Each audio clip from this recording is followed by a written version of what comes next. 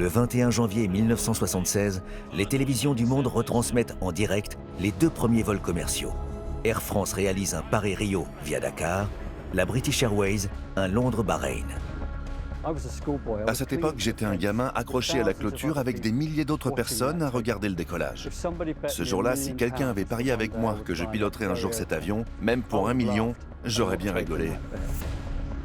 Reconnaissant le succès de ces premiers vols commerciaux et voyant l'avantage que procurent les vols supersoniques, les Américains finissent par lever leur interdiction et autorisent le premier atterrissage sur le sol new-yorkais le 22 novembre 1977. Lorsque nous sommes arrivés à New York, nos amis anglais ont fait la même chose, mais au départ de Londres.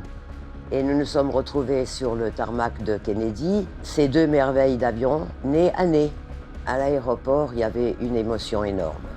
Durant les 6 premières années d'exploitation, Concorde multiplie les destinations sur les 5 continents. Ce sont autant de lignes qui assoient sa légende dans le monde entier. Quand on arrivait sur un terrain où Concorde n'était pas connu, eh bien, on sentait qu'il avait métamorphosé tout le monde était souriant, accueillant, sympathique. Partout où il arrivait, le Concorde attirait la foule. À l'arrivée à Mexico, pendant plus d'1 an et demi, nous avions les mariachis à la coupée de l'avion.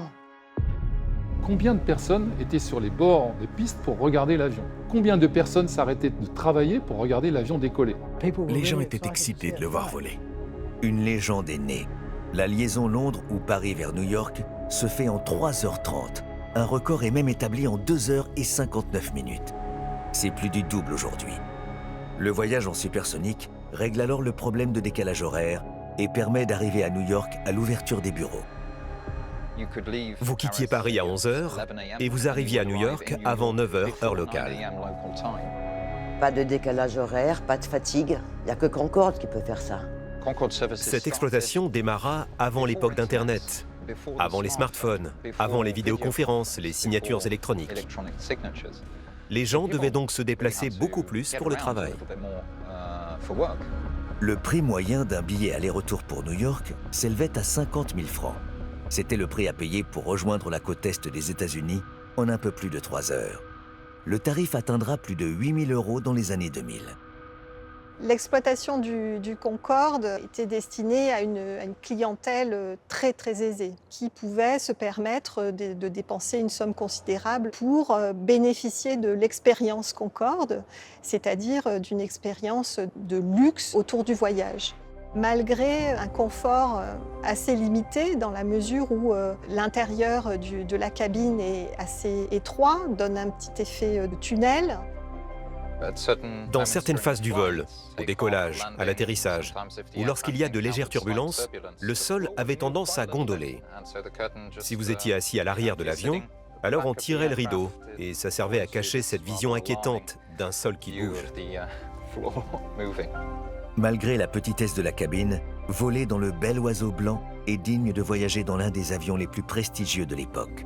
Le service à son bord est comparable à celui d'un palace, avec un personnel trié sur le volet, dédié au confort des 100 passagers. C'était vite, bien, et essayer de toucher un tout petit peu la perfection, même si c'est pas toujours très facile. Nous connaissions les passagers.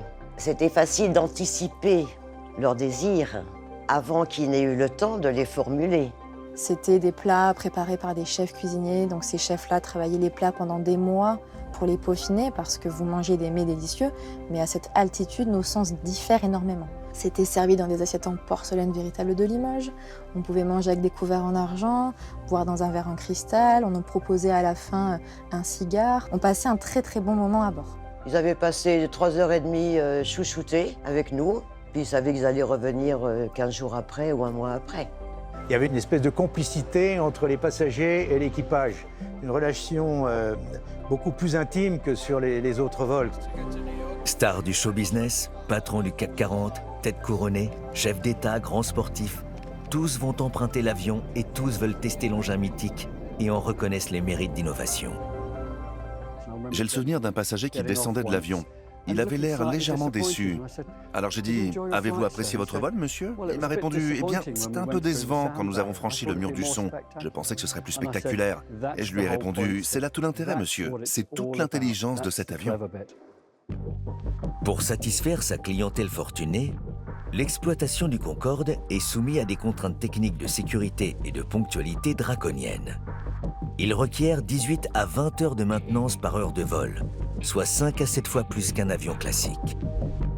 Sur un vol, en particulier Paris-New York, il y avait toujours un avion qui faisait le vol et un avion qui était de réserve. Donc, ça veut dire que pour la maintenance, il fallait préparer 2 avions tous les jours. Dès qu'il y avait un début de retard prévisible, les mécanos qui étaient en réserve allaient tout de suite sur l'avion de réserve pour commencer à faire la préparation du vol, etc. Vous ne pouvez pas dire à un businessman qui a payé son billet très cher, « Désolé monsieur, on va vous transférer sur un 747 et votre réunion à laquelle vous espériez gagner des millions de dollars, vous n'allez pas pouvoir la tenir. » Donc c'est ça l'exploitation Concorde, c'était de dire « Nous avons des clients exigeants, nous devons faire en sorte de les satisfaire. » Face à cet entretien très coûteux, les lignes vont très vite devenir déficitaires. À partir de 1983, seuls des vols quotidiens à destination de New York sont desservis pour des raisons de rentabilité. Les compagnies tentent alors de compenser ces pertes en louant les Concorde pour des événements. Les vols spéciaux, les charters, sont affrétés pour des entreprises, des agences de voyage, des grands événements sportifs et des tours du monde. On a fait beaucoup de vols spéciaux, on appelait ça des baptêmes supersoniques. Il s'agit juste de monter dans le Concorde, de voler un peu au-dessus de l'Atlantique, de passer Mach 2 et de revenir. Et ils sortaient, ils étaient comme des enfants le jour de Noël. Par sa fiabilité et la mise en place d'une maintenance hors norme, l'avion n'a connu que très peu de problèmes techniques. Pourtant, en 2000, 24 ans après son premier vol commercial, un événement dramatique va précipiter très vite la fin du mythe. L'impensable s'est produit. Nous nous souvenons tous où nous étions ce jour-là. Le 25 juillet 2000, le vol 4590 d'Air France, affrété pour des touristes allemands à destination de New York, est sur le tarmac de Roissy. L'appareil, le 6e de la série, est prêt à décoller. Il est 16h42. C'est un vol classique, c'est un vol affrété.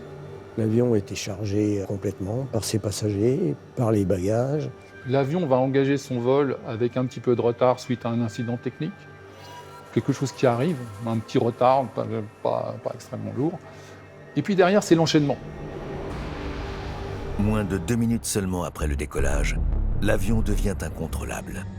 Il décroche et s'écrase sur un hôtel au bord de la Nationale 17 et provoque la mort des 100 passagers allemands, 9 membres d'équipage et 4 personnes au sol. 113 victimes. 113 victimes au total.